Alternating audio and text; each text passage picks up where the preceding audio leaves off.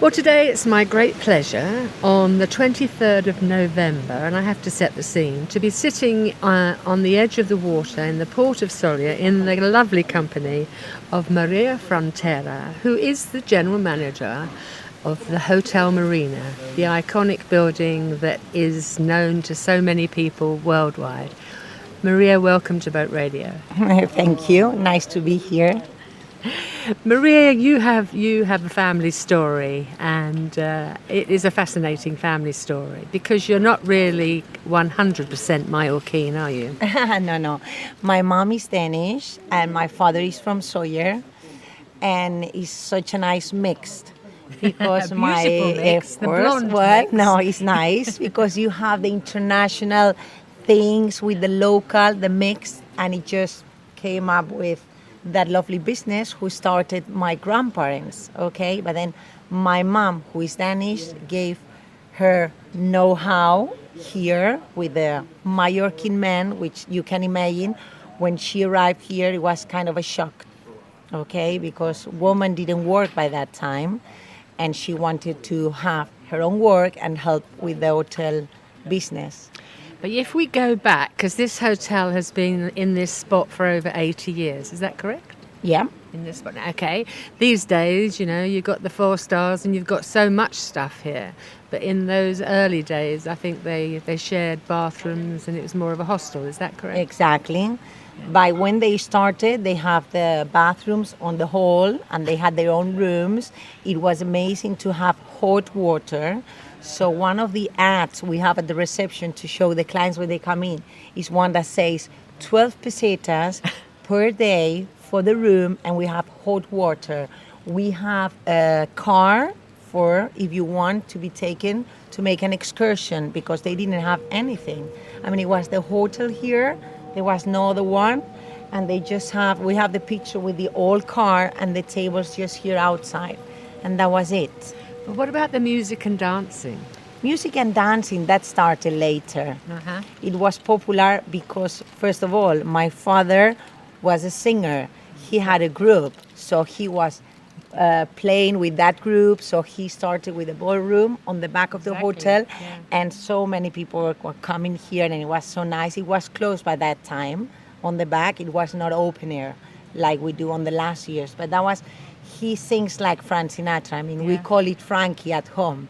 Now he's 81, so the last 2 years, he didn't do it anymore. But your dad, he's a singer, yeah, but he's also a very good-looking man now.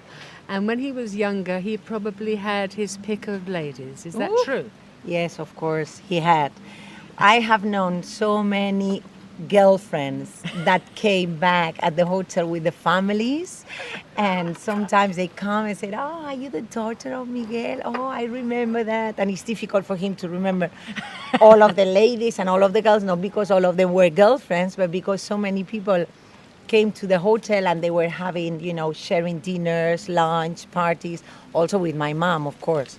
But yes. Now, when your mum arrived, she was a complete whirlwind, wasn't she? Because she was one of the pioneer reps for Cherbourg.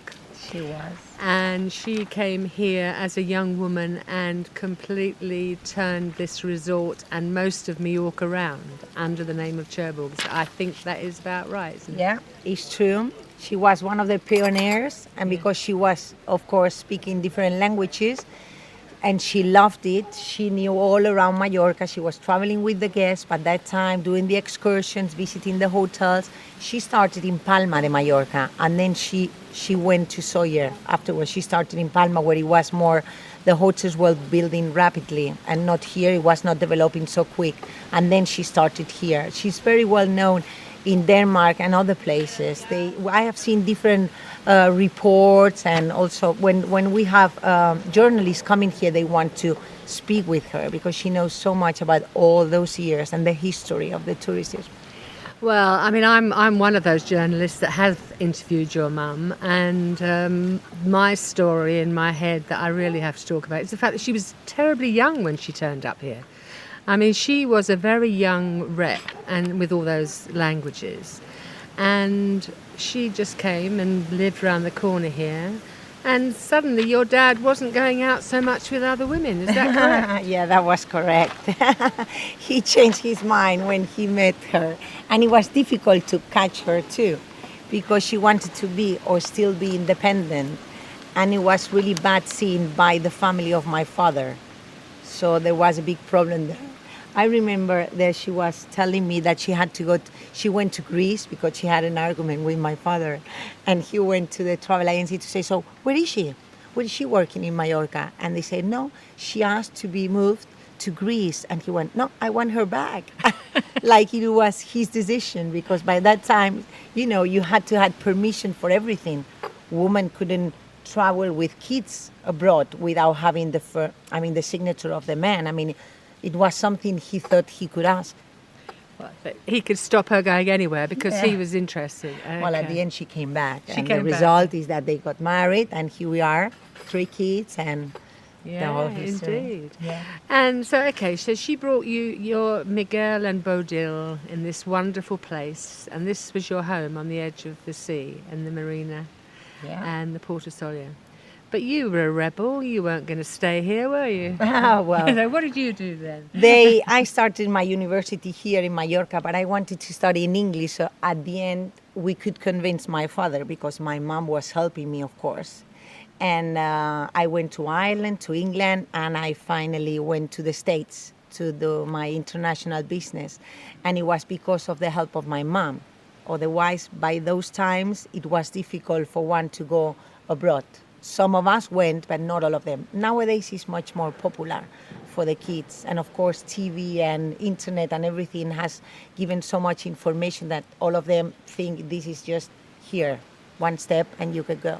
But it was nice because I remember I could call on Sundays just to tell them, everything is okay, I'm okay. And they were telling me, okay, stop talking because this is a conference call. So that was it. Just, I'm okay. And now I just go Skype or FaceTime with my kids when they are abroad, and it's so nice, so different. Yeah. So you came back here to give your family your life, did you? Well, I did too. I was missing so much Sóller. I mean, you go abroad, you visit so many places, and I always wanted to come back to Sóller. I started to work in Ultramar Express with a tour operator. And then after some years, I came here to help the business and my father. And I really loved it. I was spending all my summers here as a waitress, as a receptionist. So you have it, you feel it. And it's so nice to know the clients, and they come and you see them coming every year. And you get that feeling, which is so nice. And when they tell you, oh, I want to bring my grandchildren. So they get to know how is Sóller, because Sóller is very quiet, which we love that. But some young people sometimes don't like to come with the parents to such a place because this is so quiet. And some years pass by, and then suddenly they want to come. And then they get married and they have kids and they remember about Sóller and they say, it's a place where I want to come now with my little kids. But there are some years that... But in your time, Maria, here, I mean, you're the iconic future of this place, but also you are part of the whole change of the way that the Port of Sóller is developed. Because in your memory, you have the hostel that was the Marina and shared bathrooms. Then you have the development that your parents made and made it into the next stage, and you're taking it to the next stage, but so are all the other hotels around here. So the people that come for their 6-week summer holiday with their children are just a small part now of what you do. I mean, the rest of the year, who fills your hotel?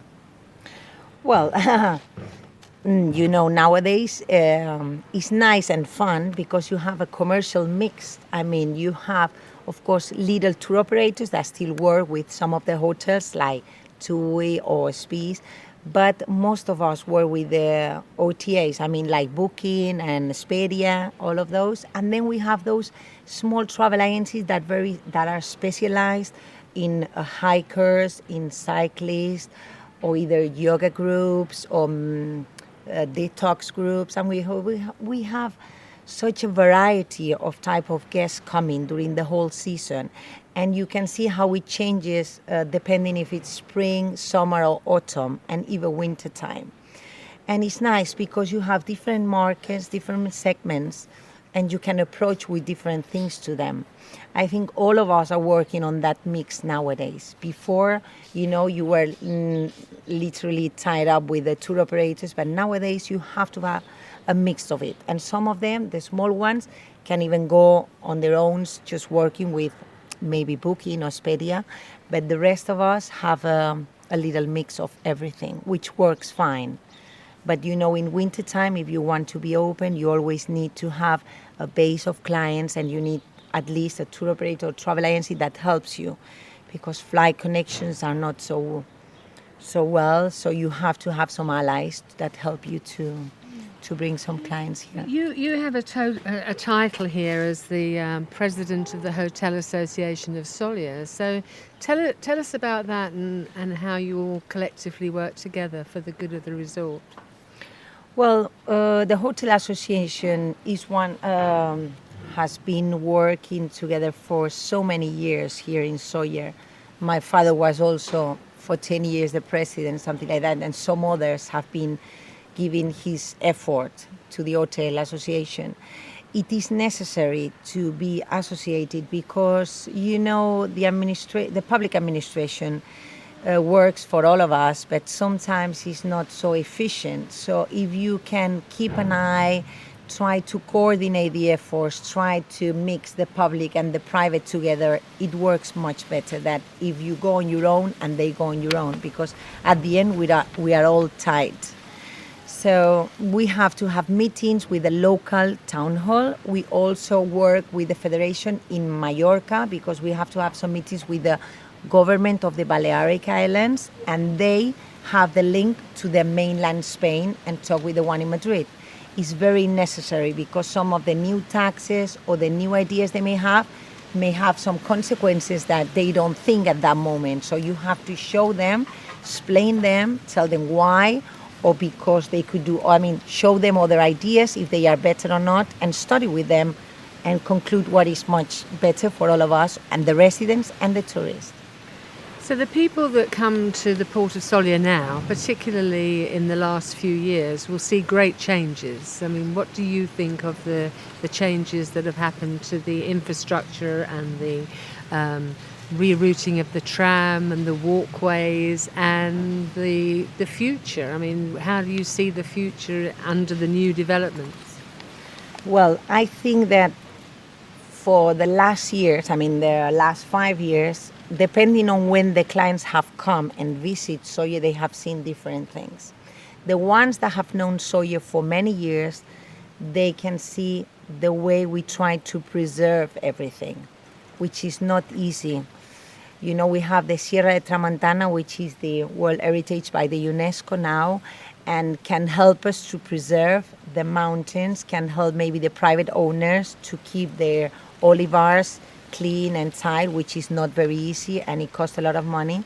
So they can see that there are many things getting on and many new activities, innovations, but still there is a lot of work to do.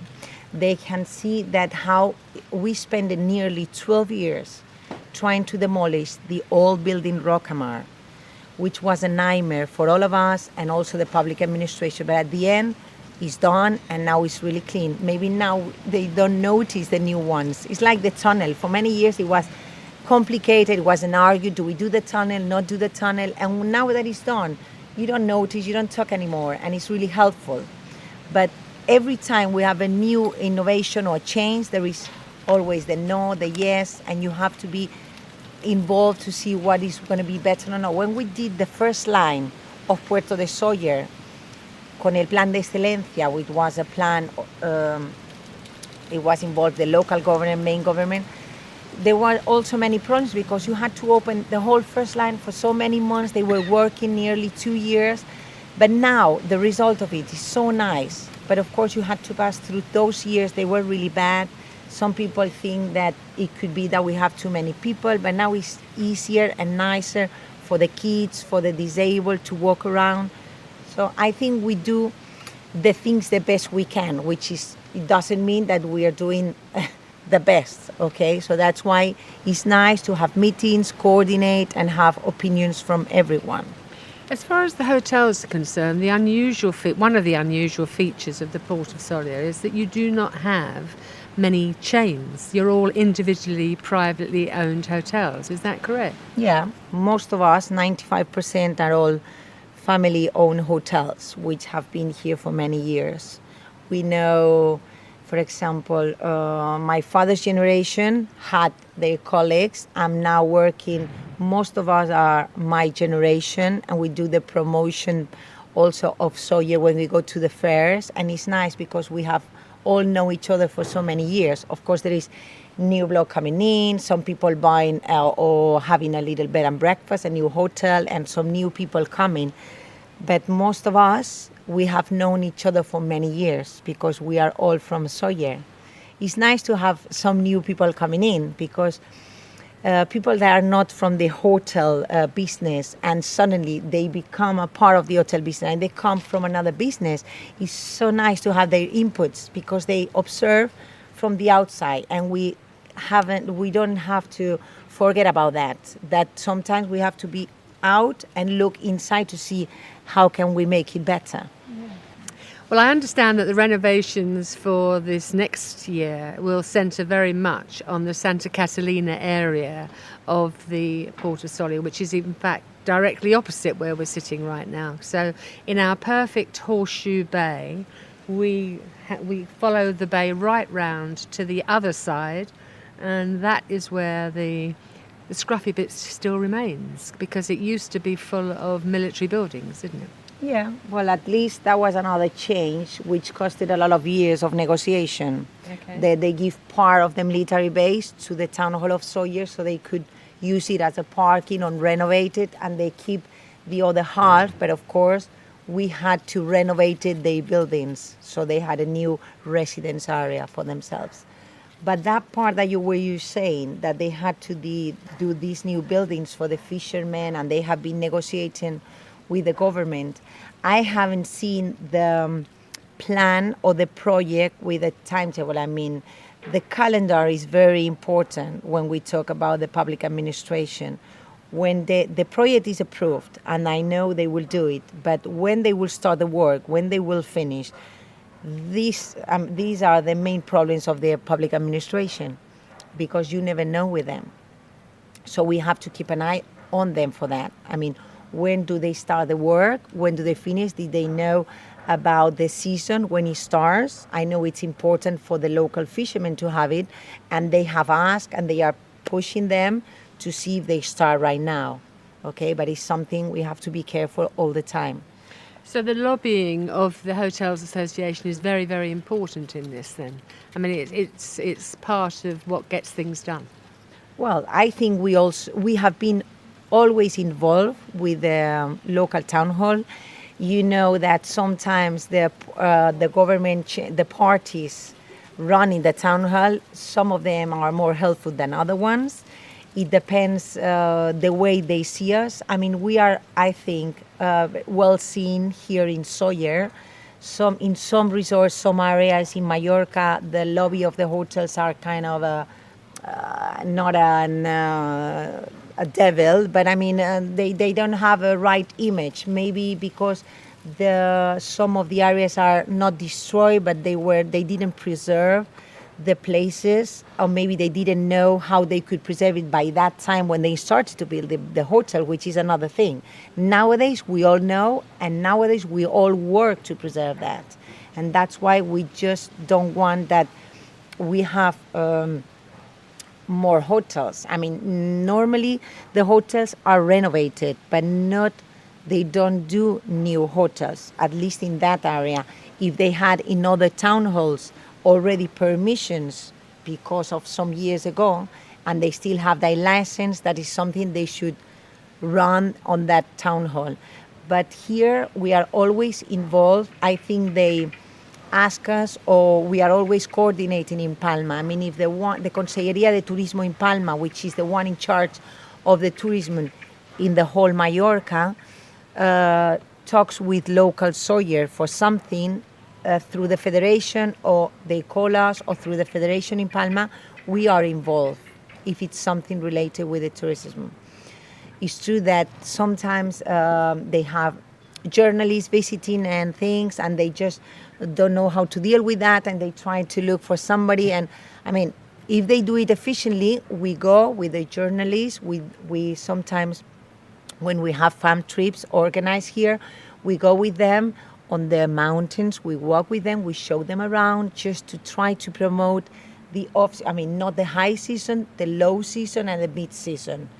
Low season for us is February, maybe March, and then November, and maybe 1 week in October. That's our low season, because the other months, although we try, it's difficult to have the hotels open because of the rest. I mean, we are sitting here now, and to tell you the truth, this week, I've been calling the restaurants every day to just know which ones are open, to tell and give the offer to my clients. And I just found 2 yesterday and 2 the other day. During the day, we have 4 at least open, but not at night. So when you are the only one opened, it's difficult. I know we have the little tram, which is a jewel here in Sóller, and we have it, and it's something that they really like. The train is now on the maintenance work, so at the moment till 1st of February is going to be not on. But Sóller Village has also its life, and it's very nice. You have those modernist little walks that you could do. There is so much to see. So it helps us to have the village so near. Yeah. But at the port, it's nice to be by the sea. We're just 2 meters, 3 meters by the sea. But we are the only ones. 20 we have today. 20 degrees is such a nice day. Yeah. But we need the complementary offer, the restaurants, the shops, to hold a little bit longer. I always ask the town hall if they could do some promotion to try to activate that. But I know it's difficult for them because it's not part of their business. But sometimes I ask them, why don't you try to do a calendar of activities for next year, but try to organize it this year so we can start promoting for next year. And they said, because sometimes we don't know the budget, but you have to have a provisionally budget for this, for that. I mean, it's difficult. When we're coming back now to you're going to close down for a little holiday before you restart. But for you, what is your holiday at the Hotel Marina? Don't you go straight into refurbishments and yes. Everything? Of course. The day that we close, the next day, for example, we're going to have the dining room just upside down. There's a whole renovation there, and we have also to revise certain things on the main building. There is always a big list of things that we have to do just for maintenance work, and then there is another list of renovation part, okay? And there is always investment. Here we have never done we do every year renovations. You can spend from 3,000 euros till 500,000 euros. I mean, we do it every winter time when we close. The 2 months, this year we're going to have 2 months because we reopen on the 3rd of February. Some of the years we had 3 months. I mean, I over the last 20 years have watched your hotel, and you have just grown and grown and grown. What else are you going to do? I mean, you have a rooftop spa, you have a back pool, you have a pool in the back, you have self-catering apartments that are all part of your life here. Where else can you go? What are you going to do? Well, we'll go with the little areas, lounge areas for the guests, different ones. One for reading, one for just the spa may grow next year because they need an area just to lie and stay quiet, maybe not very near of the area where you have the sauna, the jacuzzi and everything. We have some yoga groups that have been asking to have their own area, so we are working on that just to place it in a different area and not beside the spa. So I think the clients are the ones that are giving us the ideas and directions where to go. And is there anything in your mind about recreating the ballroom days of your dad? Well, it's difficult because he was el alma mater. He was the one that loved it. I mean, I'm not a party animal now, so I would like to have a quiet life. And anyway, it's true that we have live music in summer, but I think the live music is gonna lower down everywhere because of the... we have the people, we're starting early in the afternoon with the music and finishing around 11 or something like that, 11:30 someday, because more and more we have different type of guests, and we have seen on the past years that on the other side of the port they have sometimes different cafes and bars at the same time having live music, and that must be difficult to deal if you live nearby. So we have to check every year how the situation is, type of guests that we have. We don't have it all the time. Some of the guests we have at certain times of the year, they request that. And to tell you the truth, sometimes we have the whole pedestrianized promenade, people dancing all around, including my parents. Yeah. So it depends on which days, and once a week we had that type of music for them to enjoy, and it was really nice. And you have the grandchildren with the parents and the grandparents, and it's nice to have it. But you have to have a close place to do certain activities.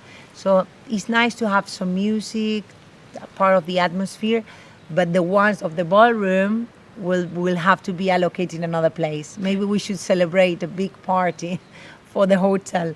But in those days, because in those days there was no tunnel and everyone that got here stayed because there wasn't so many cars to take you out, the entertainment level of Sóller itself and also the Port of Sóller was a completely different experience, wasn't it? Yeah. It was all in-house or in town. Exactly. No, I mean, everyone stayed in Sóller, the youngs, the old ones. I mean, we all had 2 small discos at the port, but the bars and the hotels didn't have their own entertainment, as you said, because once you got here, after going through the mountain, you wanted to stay here if you were not completely dizzy. I remember going with the tourists on the buses on the mountain, and on all the curves, they were just shouting because the back of the bus were hanging on the road, outside. But it was nice. I loved that road. I was working in Palma and living in Sóller for many years, and I had to drive every morning that road, and it was amazing. But I remember too that in summer with the traffic, it was a little bit like a nightmare. Yeah. Well, this has been an absolutely fascinating conversation this morning, and because you're representing the past, the present, and definitely the future. And I think that the future of the Port of Sóller and its hotels and the Marina Hotel is very safe in your hands. Thank you for talking to Boat Radio today. Thank you for you coming. It has been a pleasure. Thank you.